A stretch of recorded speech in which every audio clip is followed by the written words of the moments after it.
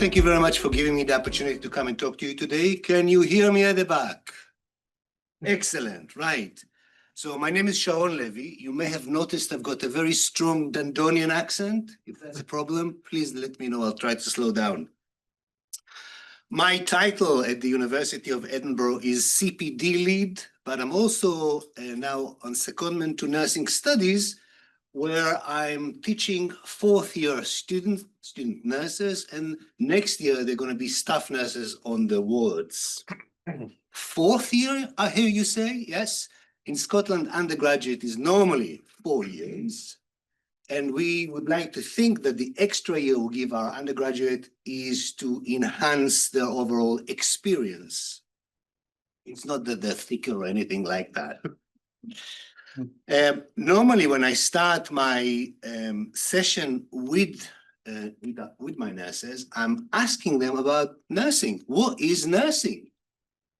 And nursing is a very difficult concept to pin down. And after a long silence, people are coming back with, oh, it's about caring, it's about being with people. And that's all correct. But if we, as nurses or aspiring professionals, can't pinpoint to the definition of nursing, we have a problem. Because if we don't know what nursing is, how can we quantify it? How can we understand the essence that needs to go into an electronic health record? How can we link what we do to patient outcome? Doctors are very good at it. Nurses are not very good at it. So here is my first question to you guys. What is health informatics? Okay, I hear you saying data, yeah, information, knowledge, yay, wisdom, impact, all of the above. Okay. In my previous history, I used to work for the Royal College of Nursing, and I supported a group of nurses at the college that was called Information in Nursing. And then they said, information in nursing, it's not very sexy, right? So we moved to e-health. Now they call digital nursing, right? Now, going back to the definition of informatics, I like the one from Eisenbach back in 2001, long time ago. So in the Journal of Medical Internet Research, where he's an editor, he defines health informatics as an emerging field at the intersection of medical informatics, public health, and business, referring to health services and information delivered or enhanced through the internet and related technology.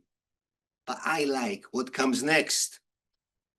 It represents not only a technical development, but also a state of mind, a way of thinking, an attitude, and a commitment for networked global thinking to improve healthcare locally, regionally, and worldwide. I really like this definition. It's about changing the mindset, enabling people to think differently about a network world.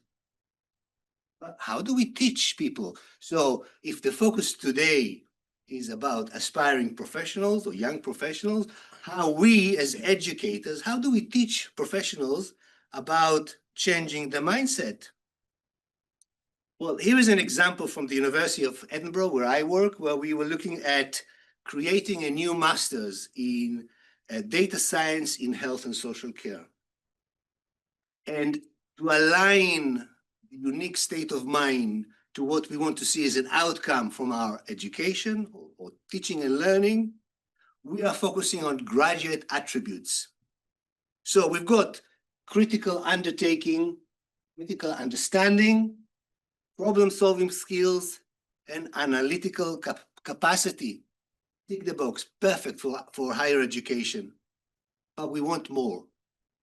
We want communication excellence. So we want we want our graduate to articulate information effectively, adapting communication styles for diverse audiences.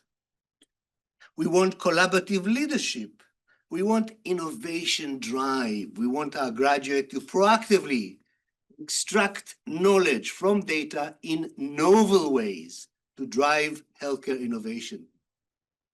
So how do we know we're doing things right?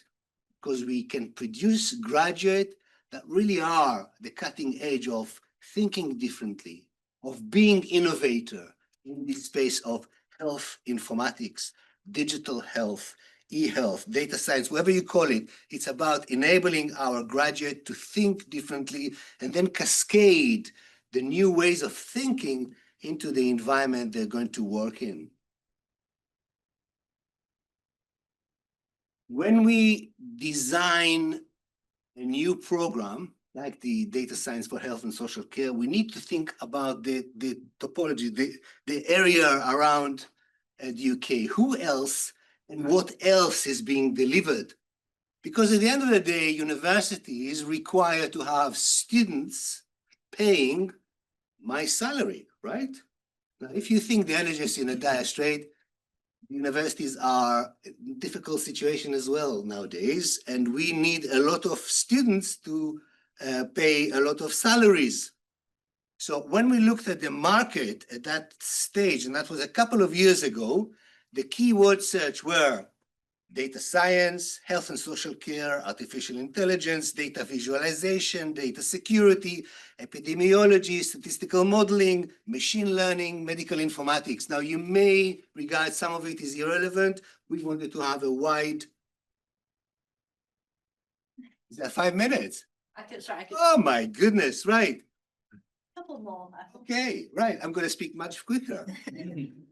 So these were the search keywords, and we found a number of students, a number of universities that are in this space. And I included the University of Wales because I realized that we had a great speaker yesterday from that university, so I thought I'll put it in there. When you look at demand and supply program, we have a number of delivery modes. Most of the courses delivered the UK higher education delivered face-to-face on campus.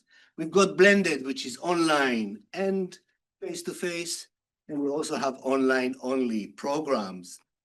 And if you look at the people that come to benefit from education in the UK, you can see that we have international audience. And the reason why we love international audience or international students because of the fees. They pay higher fees.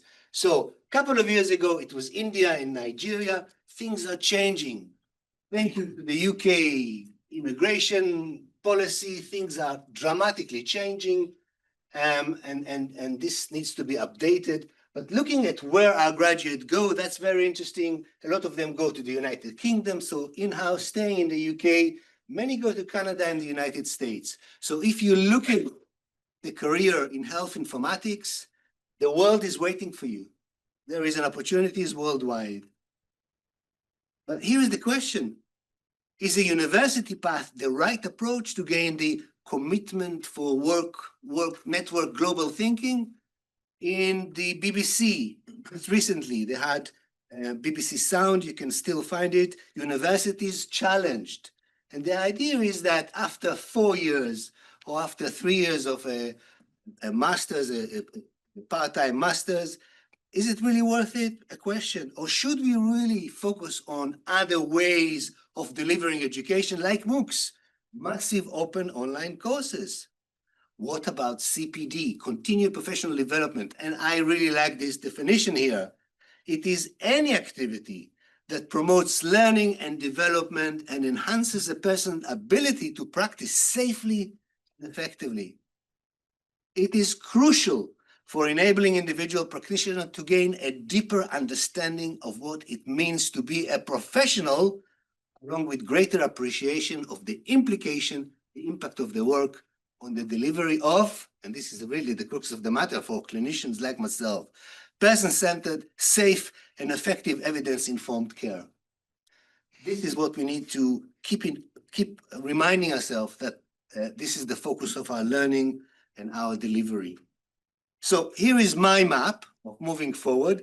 I see it as a blended future for health informatics education, starting from those who are at work at the moment, those who ended up in a care environment by accident, but they like it. Hey, okay, we have lots of offering for you to establish your work. Those who are already in work, those aspiring professionals in education, we have ways of preparing you to practice in a technology-enabled care. If you're already in practice, nurses, medics, others, we have ways to enable you to maximize data-driven approaches, and that's through CPD, professional development. We've got digital badges, bite-sized learning. There's a whole range of opportunity for learning. And then we've got into the fellows here applying to practice, maximizing the benefits of data-driven innovation, and then at the top level, shaping evidence-based practice and ensuring that informed data is informing decision-making. And that's me. Thank you.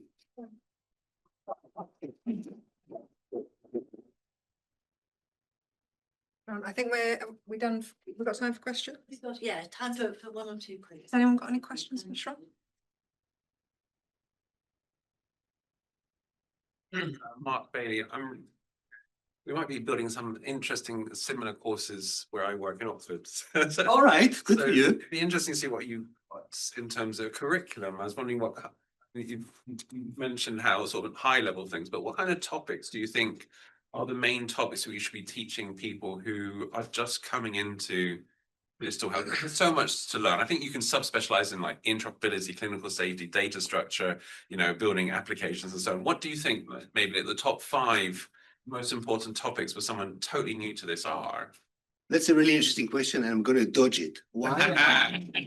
Because I'm not sure whether I'm the right person to answer that. But I think if we adopt a mechanism whereby we are enabling stakeholders to inform our ways of thinking, i.e., ask students, ask employers, ask the public, and let's see what comes out.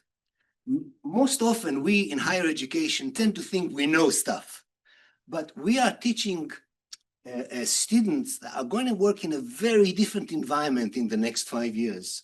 So I think we need to have this capacity and this agility to have a framework and a curriculum that can shape around the needs of citizens. And I'm not sure that by being very prescriptive, we're doing our patients and our students a service. Does that answer your question? I'm sure it didn't. Not just a question, but I like the word agile. So We have done that. Any quick questions for Sharon? All right, to project. Very quick. Very quick. Motivational question. From my experience of running or co-running the masters at UCL Health Informatics years ago, we would have quite a number of people coming from that.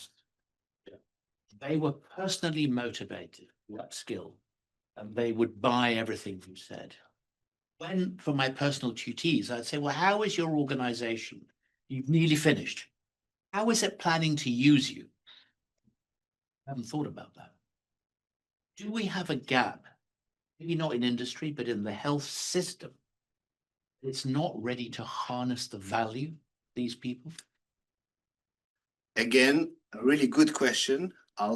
When you first came in, you said, I was involved in practice for many years.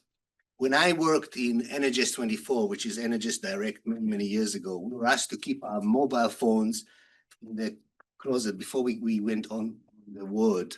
And many years ago, my student nurses used to come to me and say, oh, we can't use our mobiles, but the junior doctors do. That's not fair.